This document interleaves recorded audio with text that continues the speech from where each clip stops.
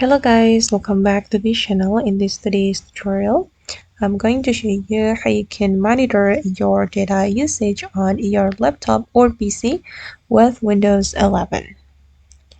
Okay, let's get into it guys. First of all, I'm going to open up my settings on my Windows 11. We can click on the start menu and then select settings, and I'm going to show you guys.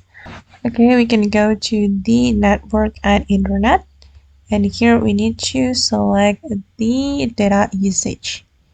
You can choose the data usage right here, and you'll be able to monitor your data usage on your laptop or computer with Windows 11.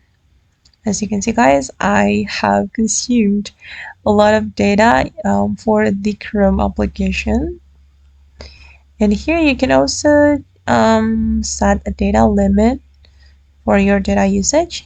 Just go to the enter limit right here and your limit will be applied.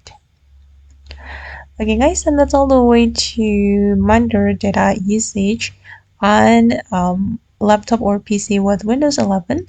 I hope this tutorial will be useful for you. Thank you so much for watching and bye.